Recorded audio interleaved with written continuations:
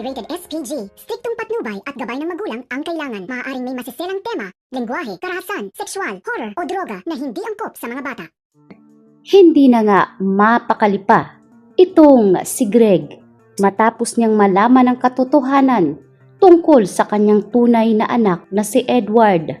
Mismong si Thea na ang nagbulgar ng napakatatagong eskandalo na matagal nang pinatahimik sana ni Regina.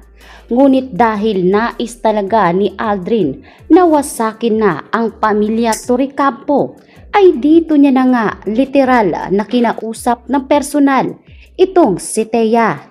Inamin lahat ni Aldrin kay Thea ang punot dulo at kung bakit itong si Edward ay talaga namang karapat-dapat na mamahala at akuin ang lahat ng pag-aari ng mga Torrecampo sapagkat sa dalawang anak umano ni Greg ay tanging si Edward lamang ang lehitimong Torrecampo at dugot laman ni Greg. Hindi makapaniwala itong si Thea sa kanyang mga nalaman. Imbis magulat ay tila natuwa pa ito dahil ang pinaka-aasam-asam niyang yaman at kapangyarihan ng mga Torrecampo ay mismong ang kanyang asawang si Edward lang pala ang tanging tagapagmana nito. Kaya mas lalong lumaki ang ulo nitong si Thea dahil na rin sa kanyang mga nalaman. At dahil magkakaroon nga ng pinakamalaking selebrasyon ang mga Torrecampo, doon nga ibinigay nitong si Aldrin kay Thea ang imbitasyon na kung saan ito ang tamang pagkakataon para ibulgar nga ni Thea ang lahat ng mga dapat malaman ni Edward at Paulo. Kaya naman sa pagkakataong ito ay abot langit ang ngiti ni Thea dahil sa wakas ang pag-aakala niya na mabubulgar na ng lahat-lahat ang baho ng mga Torrecampo ay ito pa lamang ang simula ng pagbagsak ng inaakala nitong si Thea. Samantalang sa araw mismo ng selebrasyon, dito na nagtipon-tipon ang lahat ng malalaking kliyente ng mga Torrecampo. Kabilang na nga doon sa naturang selebrasyon si Edward at Paulo. Kaya naman sa pagkakataong ito ay ibinulgar nga ni Thea nang walang pahintulot ni Edward ang lahat ng kanyang nalalaman. At habang napupuno na ng eskandalo ang mga bibig nitong si Thea, ay nakaupo lang ng mahinahon si Aldrin dahil ginawa niya talagang mekaniko itong si Thea para ito na mismo ang magbulgar at lalong masira pa ang pamilya Torrecampo. Habang sinisira ni Aldrin ang pamilya ni Greg, ay malinis naman ngayon ang imahe ni Aldrin na parabang hindi siya ang nagsimula ng lahat ng ito. Kaya naman sa pagkakataong ito, nang mabulgar na nga ni Paulo ang katotohanan na hindi talaga siya lehitimong Torrecampo, ay talaga namang nagulat si Paulo.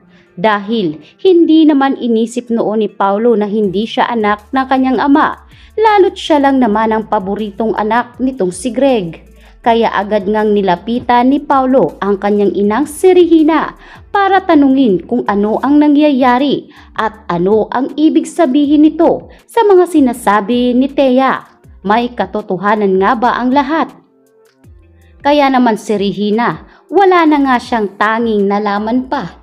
Dahil hindi na rin niya kayang sabihin ang mga dapat niyang sabihin dahil blanko na ang utak ni Regina at litong-lito kung paano niya aayusin at kung paano niya kakausapin ng mahinahon ang galit na si Greg. Agad ngang nilapitan ni Greg si Regina at doon naman tumakbo si Regina papunta sa kanilang opisina.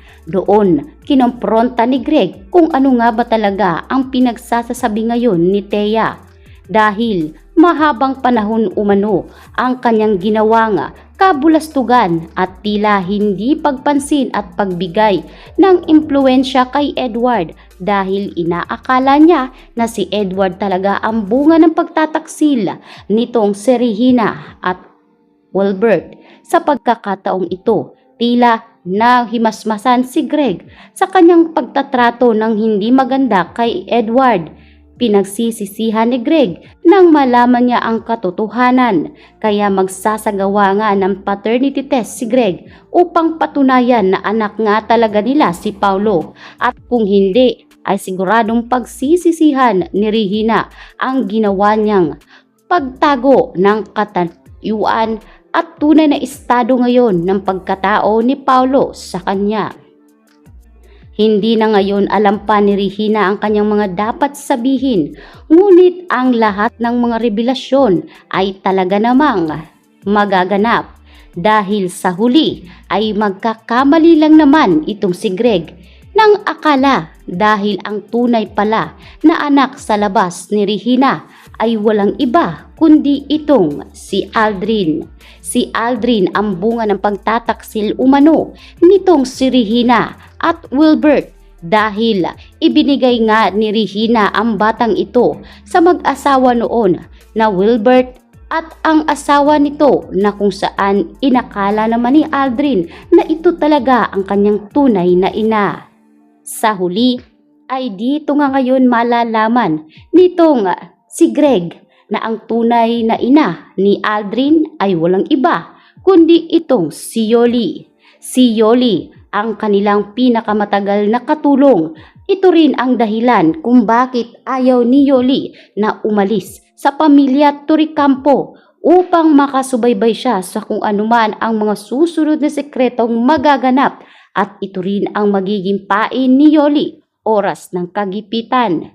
Dahil pinalaki nga ni Wilbert ang kanyang anak at dito nila itinago ang katotohanan upang hindi na nga rin maapektuhan itong si Aldrin. Magkakamali nga itong si Aldrin sa kanyang mga kilos dahil ang tinutukoy ni Aldrin na anak sa labas ni Regina at Wilbert ay walang iba kundi si Aldrin Belmonte. Hindi ito inamin ni Wilbert sa kanya dahil para na nga rin itago ang pagkakakilanlan nito. Sa huli ay tanging ang tunay na Torrecampo ay walang iba kundi itong si Paulo at Edward. Walang matitibag na pamilya at sa huli pagbabayaran umano ni Aldrin ang panggugulo at iskandalong ginawa nito sa pamilya Torrecampo, at si Thea ay itatapon ito sa kangkungan dahil sa ginawa nitong iskandalo na ginawa nito sa pamilya Torrecampo. Sa pagkakataong ito ay pagsisisihan ni Thea ang kanyang ginawa kung bakit nakipagsabuatan siya kay Aldrin, gayong peke naman pala ang lahat ng pagkakakilanlan na sinabi